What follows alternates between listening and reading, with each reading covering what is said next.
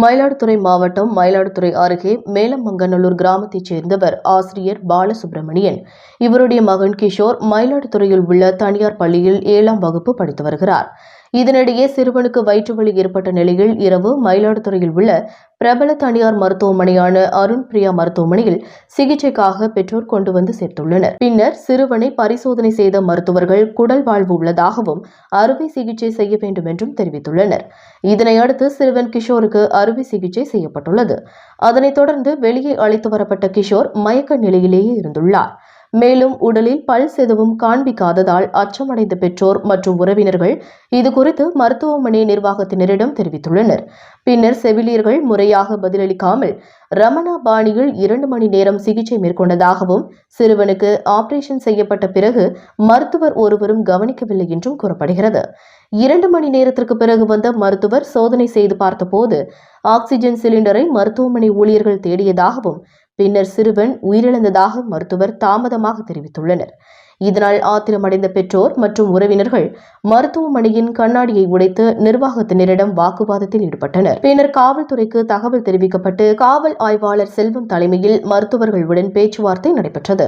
இதனிடையே 12 வயது சிறுவனுக்கு அதிக அளவில் மயக்க மருந்து செலுத்தப்பட்டுள்ளதாகவும் தவறான சிகிச்சை மேற்கொண்டு சிறுவன் இறந்துள்ளதாகவும் மருத்துவமனையை சீல் வைக்க வேண்டும் என்றும் உரிய விசாரணை செய்து மருத்துவர் மீது நடவடிக்கை எடுக்க வேண்டும் என்று கூறி மயிலாடுதுறை திருவாரூர் செல்லக்கூடிய பிரதான சாலையில் கண்ணார தெரு முக்கூட்டு பகுதியில் உறவினர்கள் மற்றும் பொதுமக்கள் சாலை மறியல் போராட்டத்தில் ஈடுபட்டுள்ளனர். தொடர்ந்து போலீசார் மற்றும் வட்டாட்சியர் சபிதா தேவி பேச்சுவார்த்தை நடத்தி வந்தனர்.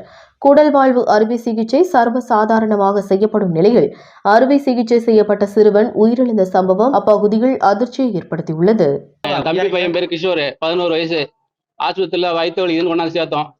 ஆஸ்பத்திரியில் நேற்று நைட்டு கொண்டாந்து சேர்த்தோம். இன்னைக்கு அருண் பெரியா மருத்துவமனை மயிலாடுதுறை அவர் காலையில் ஆப்ரேஷன் பண்ணிடணும், அப்பண்டிஸ் ஆப்ரேஷன் பண்ணணும், வயிற்று வலி அப்போ தான் நிற்கும்னு சொன்னாங்க. சரின்ட்டு நைட்டு ஃபுல்லாக செலின் பட்டு போட்டாங்க, நரம்பை தேடினாங்க. 1 மணி நேரம், ஒரு எக்ஸ்பீரியன்ஸே இல்லாத நர்ஸு 1 மணி நேரம் பிள்ளைக்கு தேடினாங்க கண்டுபிடிக்க முடியல நரம்பை. அப்புறம் காலையில் தான் அந்த இது போட்டாங்க, செலின் போட்டாங்க.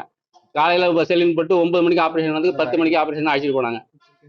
ஆப்ரேஷன் பண்ணி கொஞ்சம் நாளைக்கு அப்பண்டிஸ் தானே, சாதாரண ஆப்ரேஷன் தானே நினச்சிட்டு இருந்தோம். போயிட்டு ஒரு அரை மணி நேரத்தில் கொண்டாந்து விட்டாங்க. பிள்ளைக்கு நினைவு இல்லை, ஒன்றும் இல்லை. என்ன 1/4 மணி நேரமாக கூப்பிட்டு விவரமே தெரியாத ஒரு நர்ஸ் அந்த டெம்பரேச்சரை கூட மாட்டி எடுக்க தெரியல அவங்களுக்கு.